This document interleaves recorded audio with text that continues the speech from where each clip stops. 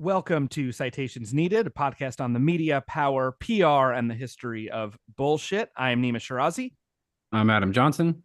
Welcome to our live stream tonight. Thank you so much for joining us. Tonight, Adam, we'll be discussing the so-called crisis on America's campuses as our beloved media continues to depict the very rational, very organized anti-genocide protests around the country, whether it's in New York City, Columbia University, or NYU, or CUNY, or across the country, UCLA and elsewhere.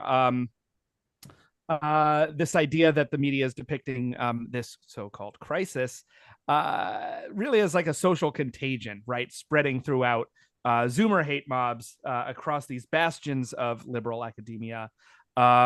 Woe is me. What are we possibly going to do?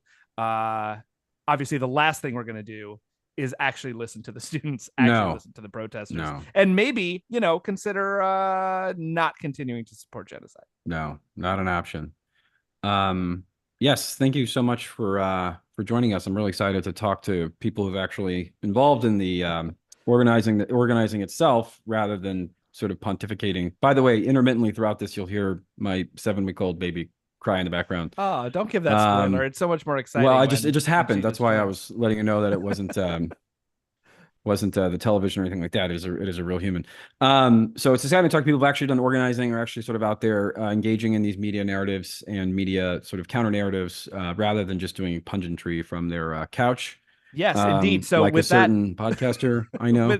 with that intro, we welcome our two guests tonight. We are joined by Layla Saliba and Jonathan Ben Menachem. Layla is a Palestinian-American graduate student at Columbia University studying social work with a concentration in policy practice. And John is a PhD candidate in sociology, also at Columbia, where he researches the politics of criminalization and crime journalism. John and Layla, thank you so much for joining us today on Citations Needed. Thanks for having us. Thank you so much for having us. Yes. So I want to sort of start off by asking you kind of general question for those who aren't sort of familiar, just to kind of lay the groundwork. So these protests began in mid-April, if I'm not mistaken, these sort of encampments, rather. I know protests preceded that. I guess I want to start off by asking what was the kind of impetus for that, for the encampment model? I know there had been historical antecedents, but do y'all know sort of what inspired that? Obviously, the situation is very desperate, so I know people were kind of doing whatever they could. There had been protests, quite a few of them, certain days of action. But I'm sort of curious why the focus on campus. I know their sort of general ethos is you protest where you are. These colleges, especially these kind of hedge funds that happen to teach schools like Columbia, do have a lot invested in the war machine in general, and specifically in Israeli companies. Obviously, there's historical examples with South Africa, et cetera. So can you sort of talk about the impetus for that, other than you guys getting direct orders from your handlers in China, as I'm told by Republicans in Congress? Outside of that, outside of the orders from Beijing, carrier pigeons arriving Moscow, from Tehran. Right? Yeah. What was the impetus behind that, and what was kind of the urgency of that decision? Yeah, I can take this one.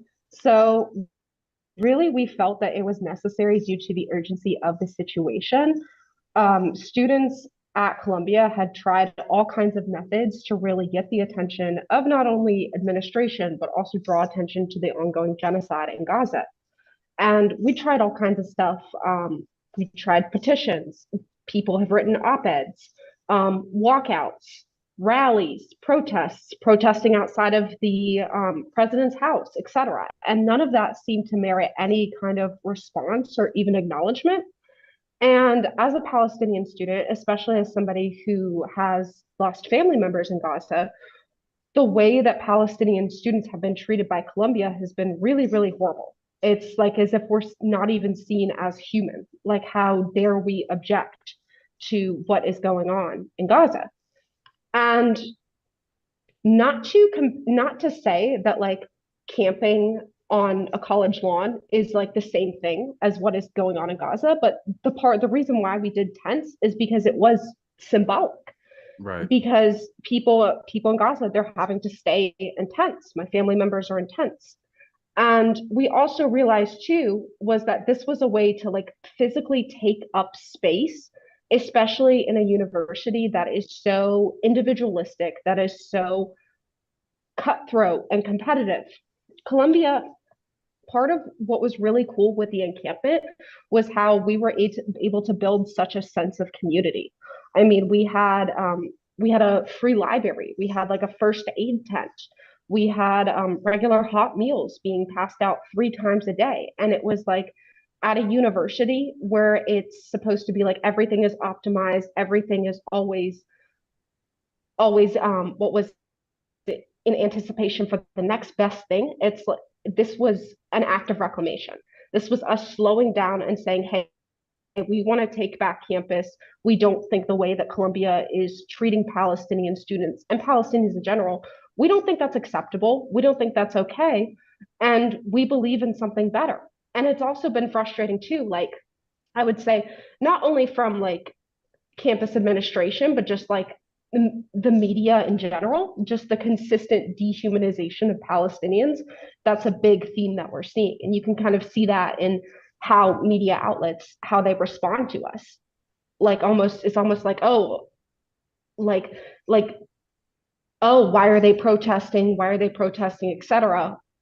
Without, they're not realizing, they're not seeing us as human.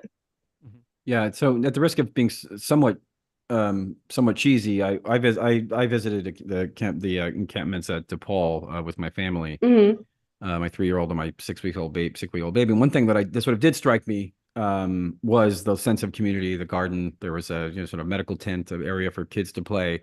Yeah. You showed up and we were just, come here, get your 3-year-old, let's give him some food, etc. There was obviously people doing, learn-ins, all that stuff. That is not the sort of general impression I think the average person has gotten in the media. I know there's been some sympathetic coverage here and there, but the general vibe is that this is a anti-Semitic hate mob that is full of kind of people in sort of terrorist garb and their blah blah blah, all the sort of things you guys know about.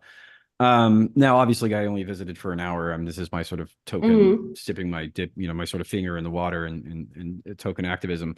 But I obviously I didn't see that. I know most people in good faith don't see that. So I kind of want to talk about, if you could, this media, the way it was portrayed in the media from y'all's perspective, was this idea that it was inherently sort of sinister and kind of vaguely menacing.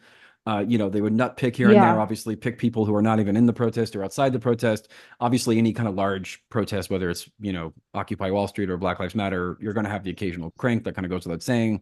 I want you to talk about what y'all saw in the media coverage. I know this is a generalization. If you want, you can focus on the New York Times or focus on, we can forget the New York Post. That's not even worth talking about, but maybe some of the more liberal strains. Generally, what was your sort of general impression between what you saw, what you experienced versus how it was perceived, especially by the president, who of course went on TV and basically said it was a violent hate mob? Well, the New York Times, before they even came on campus, they named their Slack channel about the encampments, like anti-Semitism on campus, right, before they had even visited us.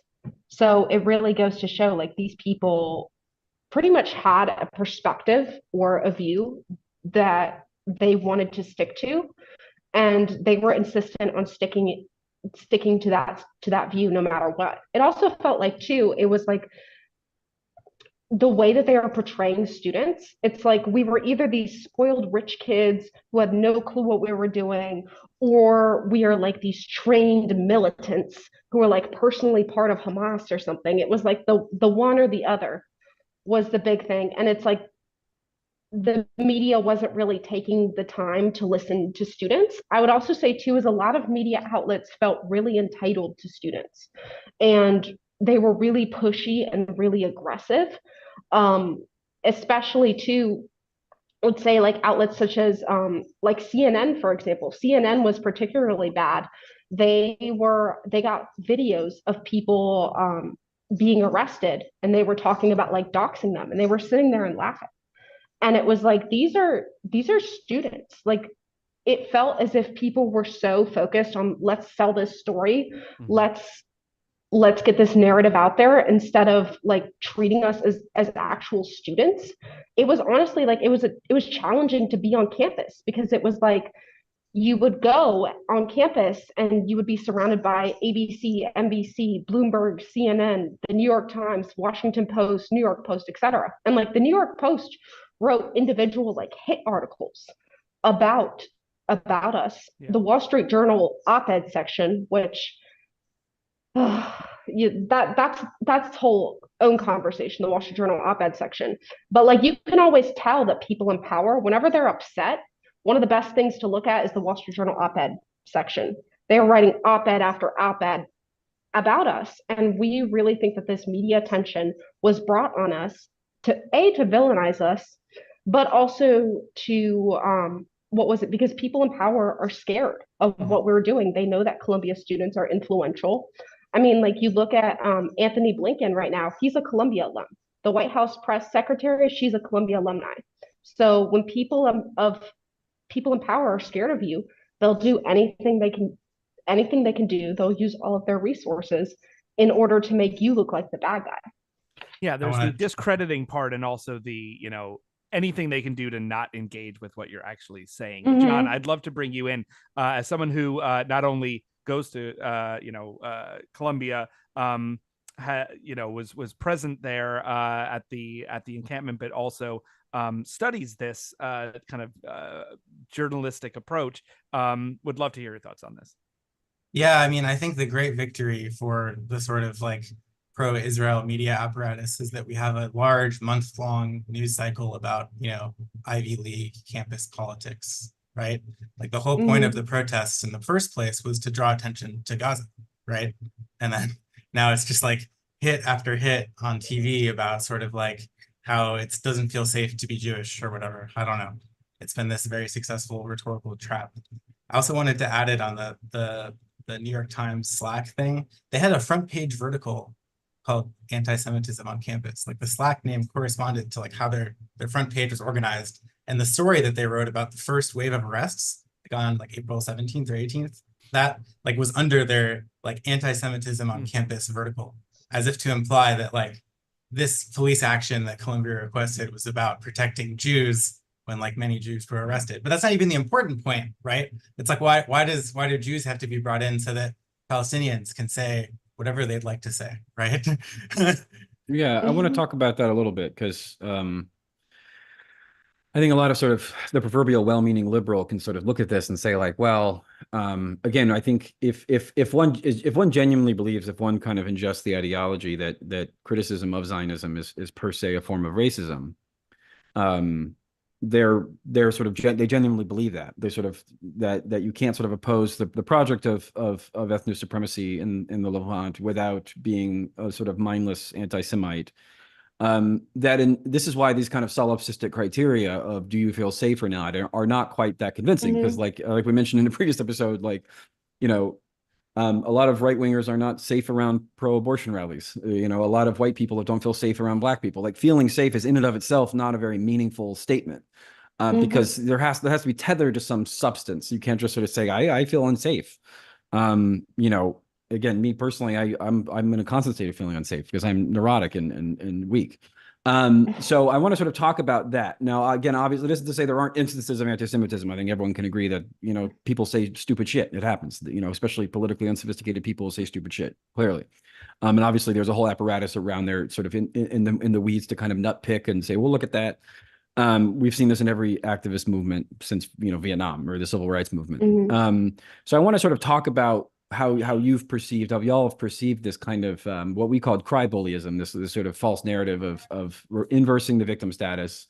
And again, if one sort of skims the coverage of Donna Bash in the New York Times, you would be under the impression that this was a pogrom or kind of proto-pogrom of Jews in New York. And this strikes me as, I think, not at all remotely related to reality. So I want you to sort of talk about this idea of using the liberal, I'm trying to be understated, using this kind of liberal safetyism rhetoric and sort of piecing together, and obviously also the sort of conflation of Zionism with Judaism, right? So we sort of say any kind of liberatory slogan is inherently going to be a form of sort of metaphysical genocide as opposed to the actual one, but that's a separate While conversation. also doing everything they could to avoid actually, like, honestly reporting on well, I mean anything, but also when they were like Passover Seders literally held right in encampments that like was so contrary to the narrative that it was not allowed to be kind of a sticky media point. Layla, do you want to take it first and then I can follow up? Yeah, sure. So there's all this focus on campus safety, but it seems as if that concept of safety is only for a select group of students. And if you are Arab, Muslim, Palestinian, if you support Palestine, safety is something that is not given to you. No. I mean, at Columbia, for example, like they've been so focused on protest chants, for example, especially the term intifada. That's really made people upset. And one of the reasons that they say it makes them upset is that Israelis were killed during the intifadas, but also many Palestinians were killed, and yet it's not a threat to our safety. So it's like what they're doing is they're weaponizing this use of language, this threat of this safety threat to kind of shut down or silence any and all speech related to Palestine. I mean, I've been told before that me wearing my keffiyeh is scary. And I was like, I'm not a scary person, y'all. Like I'm 5'1" and I rescue pigeons. I'm not a scary person.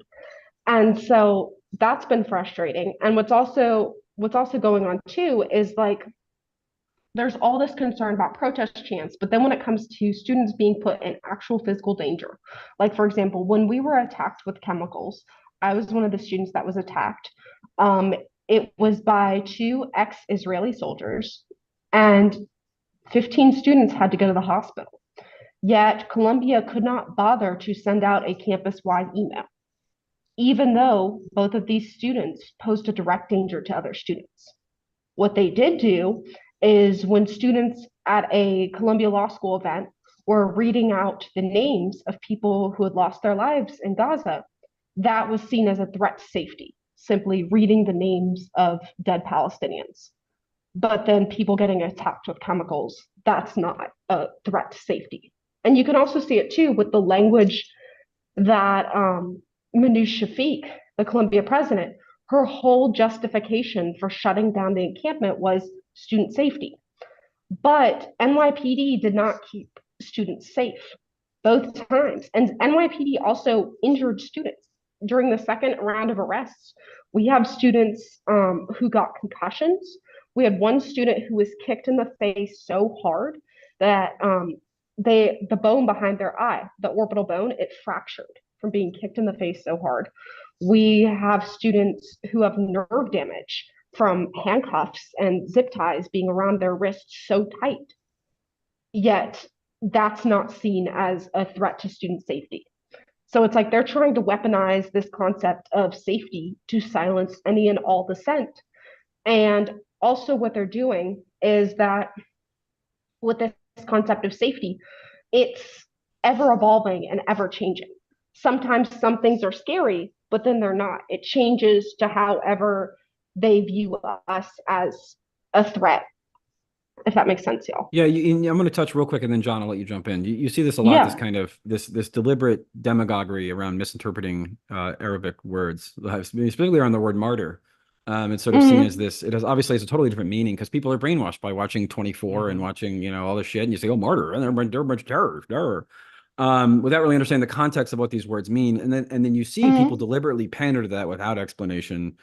And everything that's Arabic, again, due to, I think, 2025 and going back to sort of Delta Force, like 50 years of just constant sort of association of Arabic as being inherently sinister or terroristic or anti-Semitic. And they know that they're playing to this ignorance. And you see this a lot with Intifada, with Martyr. So then you have to sort of spend 20 minutes doing a little lesson about language, and you're already on your back foot, right? And that's kind of the point. It's exactly. The whole point is distraction. If you're sitting there and you're talking about campus safety and you're talking about what this word means, you can't talk about the genocide that's going on in Gaza. Right. All right, John, I'll let you jump in there. Yeah, I mean, I really want to just keep harping on the safety point. Like we had a vehicular assault on one of our demonstrations, like on May 7th. Ruvain Kahane, this like middle-aged real estate developer, like drove his car into like a demo, right? Like there's an Associated Press article about this, right? And we thought the last name was a coincidence, but it turns out he's the cousin of Mayor Kahane, like like actual sort of like JDL family members doing like Charlottesville tactics. And the NYPD arrested the assault victim and another bystander who was on the security team. Yeah, Like, and of course, the Washington Post reported that Eric Adams was in direct talks with pro-Israel donors, basically saying you need to send in the police. I want to go back to the chemical attack. You sort of casually mentioned that. For those who aren't familiar, I feel like we sort of Mhm. casually dropped the idea of being attacked by an unknown chemical agent and kind of moved on. But again, this is not because it isn't registered. This was barely covered in media. I Yeah. eventually will do an analysis of that coverage, but we don't have the empirical evidence. But I think it's fair to sort of assume, or rather fair to based on a kind of cursory knowledge, that this was not made a big deal of. It certainly wasn't brought up in these Republican congressional witch hunt sort of dress downs they're doing. So talk about that. Tell us what happened, and what happened to the sort of alleged perpetrator. Yeah, so the alleged perpetrators, they were found guilty and they've been suspended by the school, but notably the school did not expel them, even though Wow. the school is looking to expel students who have protested for I'm sorry. Palestine. So Wait, just back up. something, They unleashed a chemical weapon on other students and they were not expelled? yes, Wow. People got expelled for yeah, much worse in Animal Yeah, House. I mean, think about yeah, if it had been the other way around. Yeah. exactly. And also Wow. too is like notice there was no congressional hearing. It was never brought up. And when it happened, it really caused me, I really thought that this happening to us, because Colombia hadn't taken us seriously for so long, I thought that once this happened, this would change how Colombia would respond. Surely 15 students being hospitalized, surely Colombia would have to do something different. But they didn't. They tried to shove this under the rug as much as possible. I've talked to different members of Congress and they're all like, yeah, we know about it, but we're not allowed to talk about it, which means there must be some kind of like gag order being placed on politicians or politicians being instructed to not talk about this. Something else too is like NYPD, they have not arrested the people who attacked us. They've just told us this is an ongoing investigation and will not give us any kind of updates, But even though, the university knows who they are in theory, yeah, right? yes, they And they know who they haven't are. arrested anyone. Nope. Holy And shit. we filed 5 police reports. Yeah. Um, Yeah. and also, too, is like when it happened, like the university thought we were like joking at first. I remember the day that it happened, it was January 19th. And so there's this smell in the air. I was at this rally and it just smelled like somebody had just died. I was like, what is going on? What is that smell? And then it ended up being the chemicals that they used on us. And so we have Palestinians from the West Bank at Columbia, and they were like, oh, this is probably skunk because it sticks to your hair and your skin and your clothing.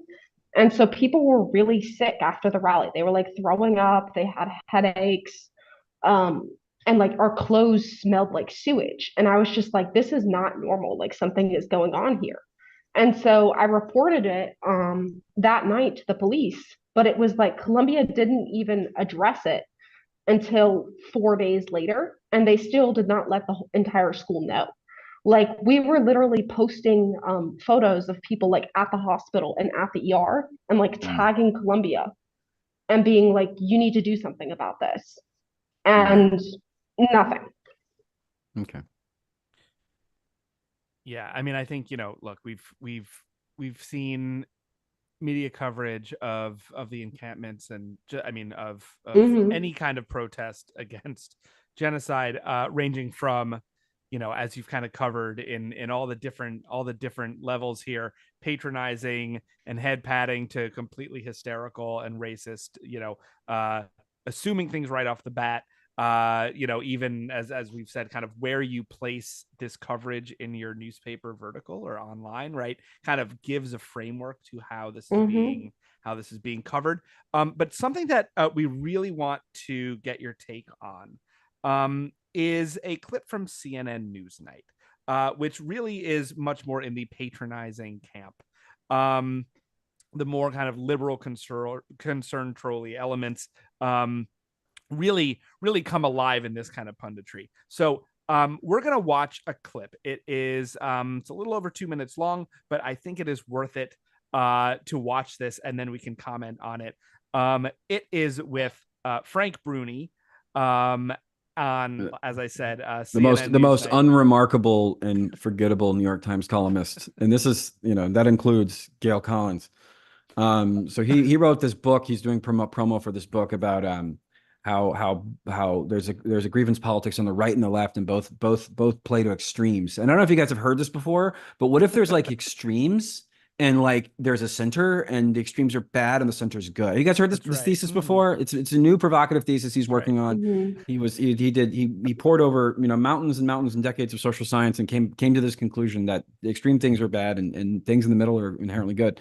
So he's trying to shoehorn in this incredibly banal 8th grade thesis into the current protest movement. And here he gives a softball interview with CNN where they do nuanced trolling, complexity trolling, and of course completely misrepresent everything the protests were saying and doing. But totally. So this is from 3 weeks ago. CNN. Frank Bruni talking to Abby Phillip on Newsnight. Let's take a listen and a watch. What I want to start kind of with the big picture here, because we've been seeing these images from the schools, but what's beneath them is what I see as a strain of absolutism. What do you see, and where do you think that comes from? No, I think you're absolutely right. Some of what we're seeing is specific to the war in Gaza, right? Some of it is particular to the environment of a college campus. But I think a lot of this is about a larger culture and context, and a way in which every disagreement in American life right now gets raised to or near the boiling point. And that happens because the opposite sides dig in. Nobody really wants to understand where the other side's coming from. We confuse conviction and confrontation. And then, as you saw in what Donald Trump was saying just then, you have various political actors come in to score political points, right? And they have no interest in calming the situation. They just want to exploit and inflame it. Right now, you have the right saying this shows an entire generation brainwashed by wokeness. And you have the left saying that this shows the dawn of an oppressive police state. It shows neither of those things. But when you shout those complaints in the public square, you guarantee this is going to go on and get worse. Yeah, I'm so fascinated by the pro-Palestinian movement in this country. I mean, of course, what's happening in Gaza is important. And it's important to point out when you have 34,000 dead, many of them children. All-time good butt. Notable. But one of the things about the protesters is that they don't want to talk about the complexity of the long-running issues in this conflict. And you talk about how you tell your students it's complicated. Yeah. Right now, there's an allergy to complexity. Complexity. There's an allergy to complexity. There's an allergy to nuance. It is really complicated. This is a difficult situation. We cannot condone or be silent about anti-Semitism, right? That's non-negotiable. Non sequitur. We also do protect the right to free speech. And when protests are peaceful, no one's talking about this. That's really important. There's a grand tradition of that, and that's an important American value. Figuring out how to protect Jewish students and faculty, how to fight anti-Semitism, but at the same time, how to protect free speech. That is not easy. So we never say it's complicated. We never acknowledge it's difficult. What we're trying to do right here, right now, is difficult. I also think it's important to say, although this is spreading, and we just saw Dartmouth, and where I live at UNC, there's a big problem right now. We haven't seen this at Duke. We aren't seeing this on every campus. This is not an entire generation. Wait, this is within 2 not weeks, every it didn't take college over campus. literally every This campus? is not America, going crazy or whatever. This is a particular situation. Is it? Okay, so I'm sorry. That obviously I should have given a trigger warning. So guys, I don't know if you've heard, but keep in mind, by the way, the obvious implication of this is that killing 40, 50, 60,000 people, who knows what the real number is. Refuse to engage with that. And maiming tens of thousands, maiming tens of thousands of children, that is not extreme. That is not an extreme position. That is not an unnuanced position, right? That is nuance. Opposing that is strident moral binaries. So I wrote an article for In These Times about this. We had weeks and weeks because nobody really wants to address the substance of the protesters' claims. What we got was what I call anti-Zoomer psychobabble. Chinese psyop on TikTok, neurosis. They want to feel like they're part of something. They're strident moral binaries. They're all a bunch of, sort of sexless, mask-wearing scolds. Talk a little bit about this, about the sort of psychobabble that you've seen, and we can start with Frank Bruni doing the whole like, oh, they see everything in moral binaries. The implication being is that we should all just kind of nuance ourselves until we don't do anything at all, just pull the lever every 2 years. I'll say you forgot one of the tropes, which is that we're being funded by Qatar. They're all like, oh, you guys are getting massive checks. I was like, unfortunately not. I've still got student loans. Right. Yeah, I've heard China, I've heard Iran, Qatar's. I guess it doesn't matter as long as it sounds vaguely Oriental. But talk about this idea that y'all don't have nuance, that you're sort of strident, militant. I can take it. Please. Yeah, please, John. I'd love this idea when, especially there are, like you said, Layla, earlier, libraries on these encampments, but also plenty of people who know a lot about the issues that they're talking about, or entire posters that really give full rundowns, or written demands and statements that are very clear. I'd love, John, for you to kind of talk about that idea that no one there is really engaged in nuance, though, right? Yeah, I mean, divestment organizing at Columbia is like 20 years old, right? It's not a brand new thing. There's a material analysis behind it, which is that Columbia's endowment is not fully transparent. So we don't know the full extent of their investment in companies that profit from, Israeli apartheid and genocide. For this sort of like respectability politics discourse with nuance, I want to just mention that there were already several successful divestment referendums at the various bodies across Columbia that the university has just repeatedly ignored across like multiple president administrations. So people for decades now have been organizing through the quote unquote appropriate channels. And in the beginning of this show, Layla explained the sort of motivations for the encampment. The encampment is like a nonviolent escalation, right? Literally, we're setting up tents on like one tiny lawn, and like to create a space of like mutual care and solidarity, right?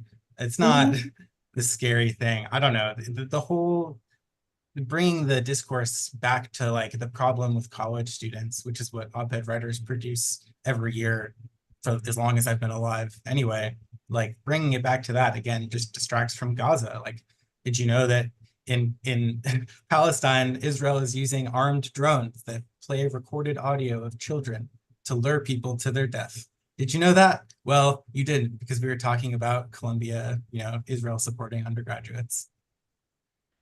Yes, and also the idea that, there's not nearly enough complexity, because complexity lives, as you were saying, Adam, in the middle, right?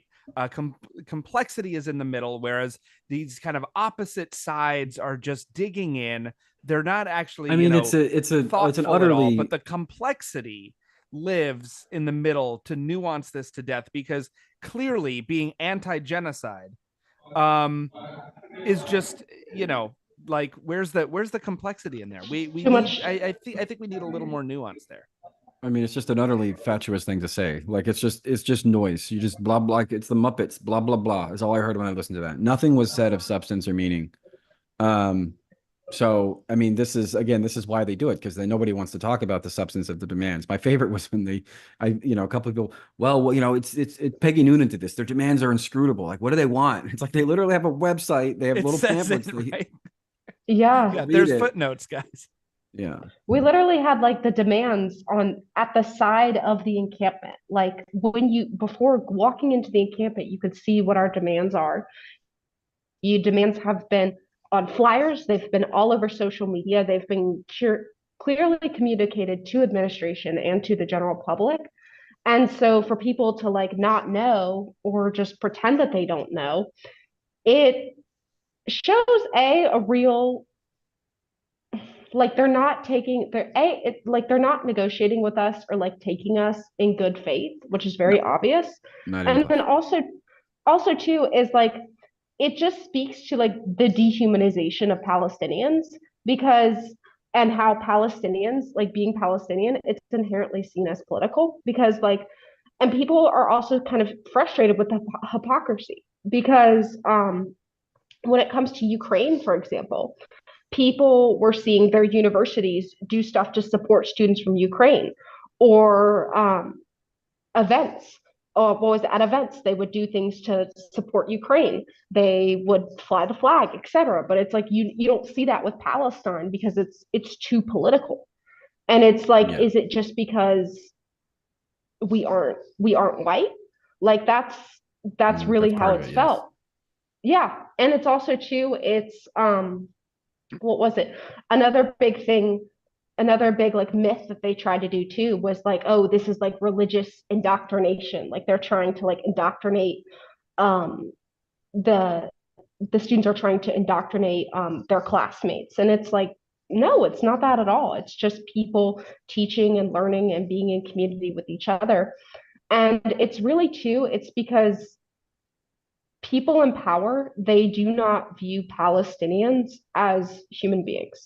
They just simply don't, because if they viewed us as human beings, what's going on in Gaza right now, it wouldn't be happening.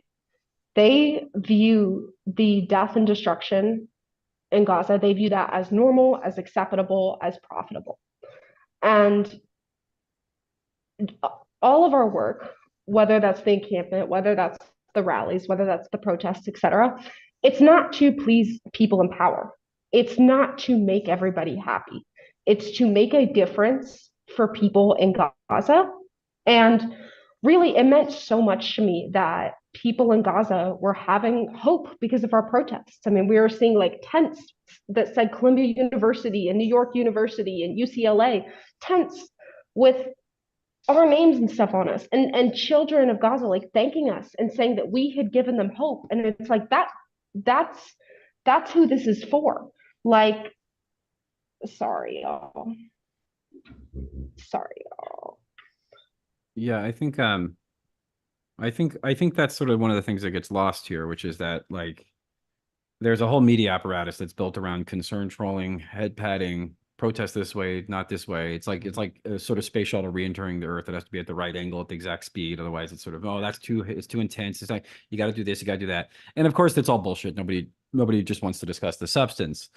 And this sort of brings me to my next question, which is which has to do with this sort of concept of the outside agitator was a popular one because they were kind of just throwing shit at the wall and seeing what stuck. Right. Like how many different ways can we try and discredit this? If it's just course. like goofy students bad, they don't know what they're talking about. Oh, well, wait, they do know what they're talking about. So now it's got to be someone else. Outside agitator. So I want to talk a little bit about this kind of outside agitator trope that was central to a lot of the NYPD's justifications for cracking down on students. Of course, it ended up the vast majority were not quote unquote outside agitators, but even if they were, who cares? As a point a lot of activists have made, it's sort of trivial distinction. Like again, technically speaking, my 6-week-old baby was an outside agitator when she showed up to the encampment. But the idea of creating community with, the idea of having this strict sort of steel wall with the university and the plebes, right, is being central to that. I thought it was worth debunking just because it was obviously bullshit, but an ideological, it's sort of also you're on the defensive there as well, because yeah, some guy lives in Morningside Heights and thinks that genocide's bad and he wants to bring us some bagels and some tacos. That's good. That's called human solidarity, because everyone has to be fucking atomized, right? Everyone has to be. They don't mind you being angry and posting alone in your house, but the second you get in the same physical space and you start sharing ideas and start living in community, then it starts to get a little dicey. Because power building is very scary. I'll never forget. In 2011, I was bartending some party, some private event at some house. I was bartending. I overheard these guys talking, and one said, "And can you believe they're feeding homeless people? So they're attracting all these homeless people."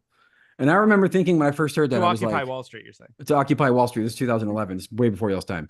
And I remember thinking like, it's attracting homeless people like they're sort of vermin. And I'm like, wait, this is the great crime. They're feeding homeless people. Like this is the sort of great tragedy of our, this is the thing we urgently need to reconcile. So if you could, let me correct the record though. It's not before my time. I went to Occupy. What, when you were 7? They did. 16. I'm joking. Come on. Everybody under the age of 35 to me may as well be. I'm joking. I'm almost 30. You're almost. They, Though, I wish they I could be did almost 30. I'm a villainize fan us of ornery for old Adam. what was It's finally reaching my level. Go on, of Layla, of geriatric millennial. Sorry, That's go right. ahead. Ooh, I'm not a millennial. sorry, I didn't mean to interrupt y'all, but I was going to say they did villainize us for giving food to other people and just like sharing with the community. There Yeah, was the worst a sin possible. vlogger. Yeah, they were like, Saliba admits to sharing food and resources with the outside community, and I was Wow. also labeled as a Jew hater too. And it's Naturally. like these people, they don't know me, but they're just like whatever we can say to insult them, like why not? I can chime in on the outside Please. agitator like history thing. So it's actually interesting because the outside agitator smear has been historically deployed against particularly Black activists and student activists since like the year 1960. Like a group of Black students in Atlanta took out an ad called an appeal for human rights, and segregationist politicians said it was created by foreigners. And like that's where the outside agitator thing comes from. Martin Luther King Jr. writes about this in his letter from the Birmingham jail in 1963. Like it was this constant refrain during the civil rights movement. And it's still like, it hasn't just returned now. Like we saw this in Ferguson in 2014, you know, in the George Floyd protests in 2020. Like I lived in New York during 2020, and like they basically accused all of the looting from like as if it was coming from outside of the city, you know, as if like the burned down cop cars can't just come from New Yorkers who are mad at things that cops have done here. But like coming back to Colombia and how the outside agitator smear was used here, like I actually think it was very strategic that Eric Adams started using it when he was trying to ramp up the intensity of police action, because it's like the sort of war on crime to war on terror link. When you like we have like an NYPD counterterrorism unit, and its deputy commissioner adjuncts at Columbia and like did a press conference with him, right?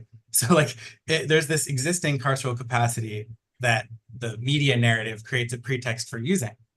And you know, he had a press conference the day before the raid, sort of like doing like the terrorist wife like smear, you know what I mean? And saying there are these outside agitators, we think they might have weapons, so the 600 tweet. cops, right? The 600 cops are now justified because there are these spooky outside agitators, right? I want to note that Columbia Journalism School Dean Jelani Cobb repeated the outside agitator smear on MSNBC before the police raid.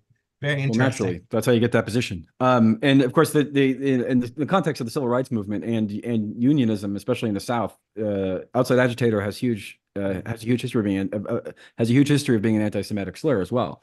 The idea that like, oh, these leftist Jews come down here and grab. Otherwise, the blacks were content and happy to be poor, and so that's of course James Baldwin wrote yeah. about that very specifically.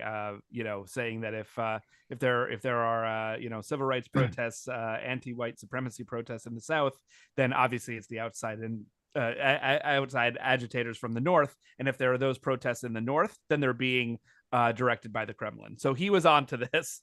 Everyone's been onto this smear, right?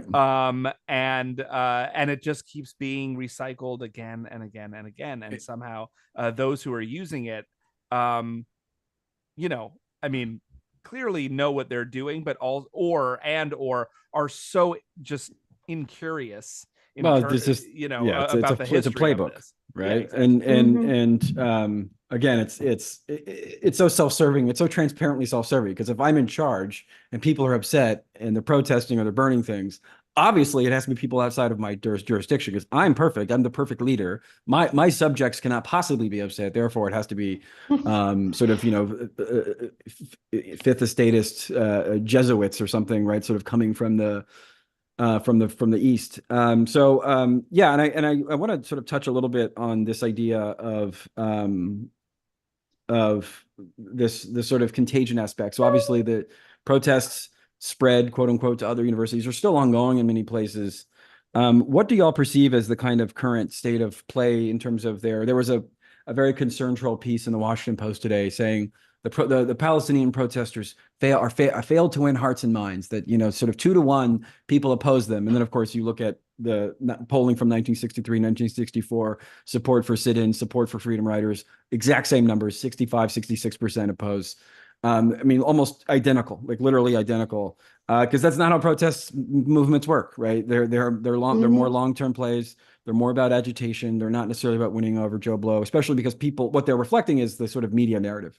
So if the president of the United States and CNN tell you 24 hours a day that these protests are a violent hate mob full of either spoiled rich kids or outside agitators, we're not sure which one, sort of whatever needed, that naturally people are going to begin to internalize that. So if you could, I want you to talk about the sort of current state of it. Obviously, like you said, a lot of it brought hope to people in Gaza, just to see that, the people aren't totally indifferent to their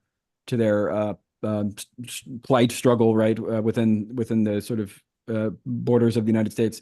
So talk a bit about the current state of it, what the current status is on other universities, and how you think the tactic can escalate, because clearly it's not working. I mean, in terms of like the narrative, Biden doesn't appear to be wanting to change anything ever. Yeah, should I take it? Yeah, you got it. All right. Well, we saw, I think, a new encampment set up at UCLA, right? There was one set up like in a public park in Philadelphia, I'm pretty sure. Like and CUNY took a building successfully, and negotiated with an administrator recently. I would say like CUNY and Within Our Lifetime are some of the more active organizing groups in New York right now on this issue. Obviously, we're going to keep looking for whatever levers we can pull in the long run. I'm not going to share, tactics, plans, and media hits, right? Yeah. Yeah, but people are thinking about what the next move is, and I definitely think that the movement that we are a part of is still ongoing. It never was Columbia's movement, so to speak. It's open to everyone, and we'll participate alongside everyone else. Yeah, I was gonna say there's encampments all over the world now, which is something that we were never expecting to see. There's encampments in New Zealand, Japan, Belgium, Brazil, all over the place, which is so incredible to see. My dad, he's in his 50s, and he's never seen this type of support for Palestine in his life.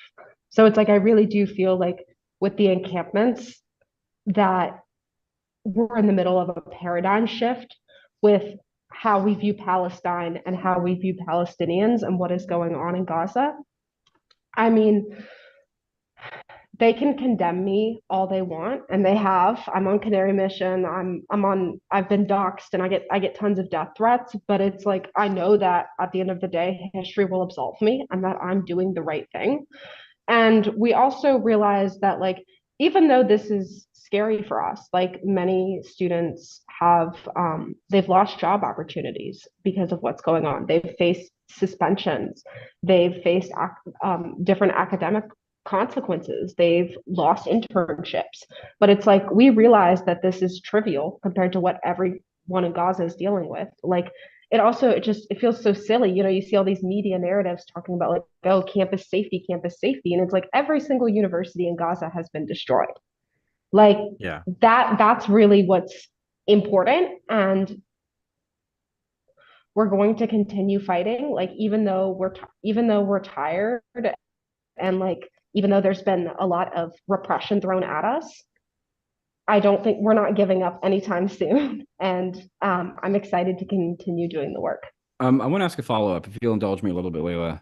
Somebody Yeah. made an observation, I regret that I can't recall who, but basically they said that there's a dynamic of not only are Palestinians being obviously dispossessed, bombed, starved, subject to disease. Obviously, prior to October 7th, they were living in an open-air prison, all this sort of horrific stuff. But there's this, because you keep talking about the dehumanization, and I want to talk about these efforts to kind of humanize themselves and the added layer of kind of humiliation of constantly having to kind of market one's suffering. Yeah. That is an added layer, I think, of dehumanization and that I want you to sort of comment on what it's sort of like to constantly have to have one's most precious, most traumatic moments videotaped and played for the world because nothing else fucking works. And I think that's an added layer of humiliation that isn't really being discussed. And I want to get your thoughts on that. And to still have that be condemned or questioned. Right. Well, that's true too. Yeah. No, it absolutely is. And it's Palestinians, it's they're showing the worst moments of their life to an audience to an audience that isn't always receptive or outright hostile, speaking in a language that is not their own. I mean, in order to appeal to Americans, like begging for the bombing to stop. And like, I know the dehumanization that I'm facing isn't the same as what Palestinians in Gaza are dealing with, but it's still been really awful. Like, I lost 15 family members, 15 members of my extended family. And the way that I am treated, like I've told that to people, and the first question they ask me is like, "Oh, was your family like part of Hamas, or do you condemn Hamas?" And it's like, first of Yeah. all, my family members are Palestinian Christians. They're not part of Hamas. But it's like I shouldn't even have to like mention that Right. in the first place. It's like you can't say, "Oh, I'm sorry for your loss," like a normal person. Like there's no just like empathy given to Palestinians in general. And it's like, or it's like too, it's like the way that they're like, oh, like, just like bombing the Middle East, like, oh, no big deal. Like people will make like casual little jokes about that. And it's like, if that happened in the US, people would be freaking out. Like, if we destroyed every single university in New York, if NYU and Columbia and CUNY and stuff, if they were all bombed, people would be outraged. People would be furious. But it's like Palestinians are not allowed to express any kind of outrage or any kind of upset because we automatically get labeled as a terrorist. Like, how dare you be upset about this?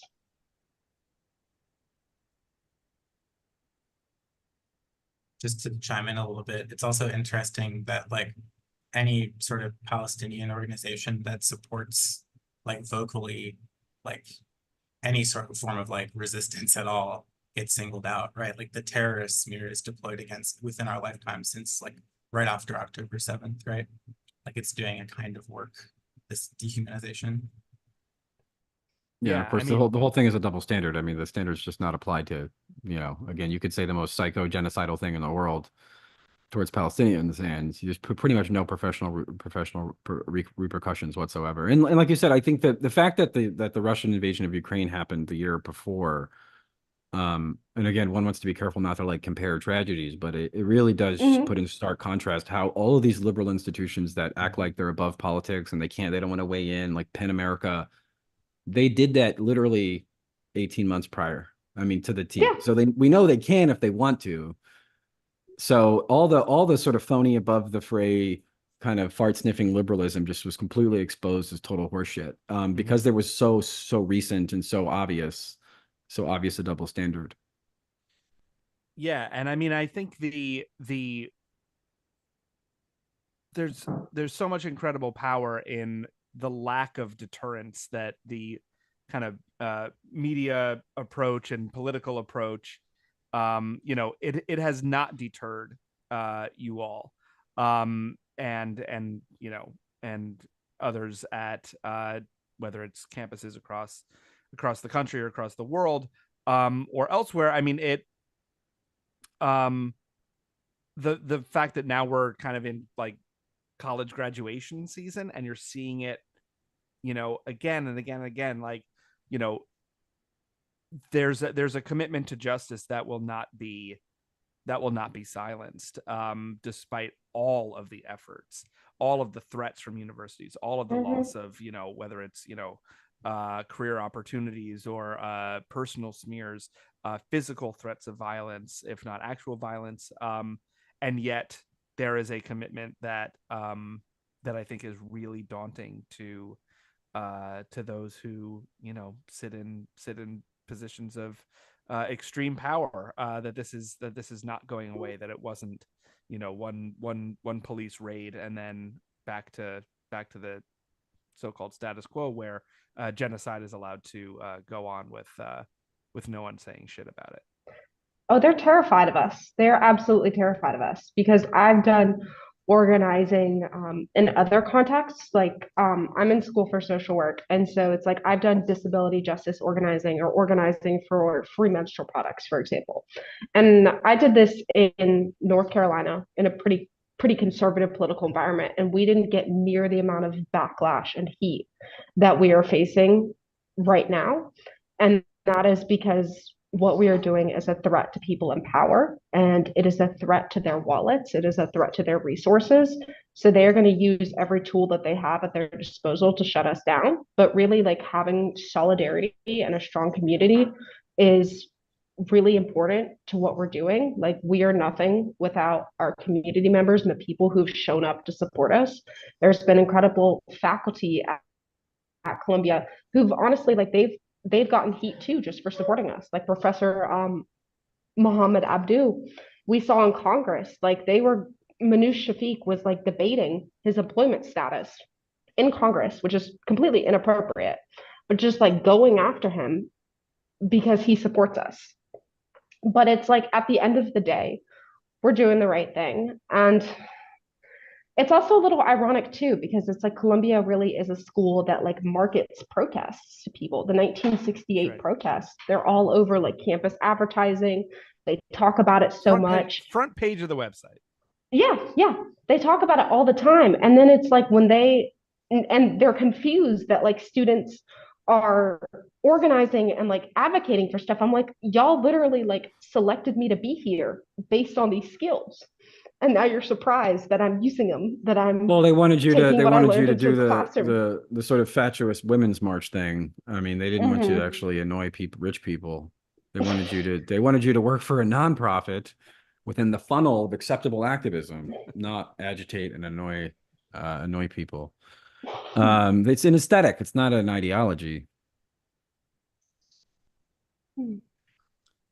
Well, look, it's my cue to go. Cannot the boss is yelling at me. She's crying. Cannot thank you both enough for joining us tonight. Before we wrap, John, Layla, just want to make sure that if there's anything you want to add, please, or anything we didn't get to. I know there's so much. There's now like homework that people have to do. They have to write personal essays that to be contrite about their actions on campus. But I know we could probably go on and on, but I just want to make sure that you all get the last word before we wrap up tonight. John, feel free to I think I'm all set. I don't know if Layla, you have anything. John, you should plug your Twitter. Yeah, sure. We can do a Twitter plug. We both can. Yeah, it's just J Benmenachem, JBENMENACHEM. Yeah.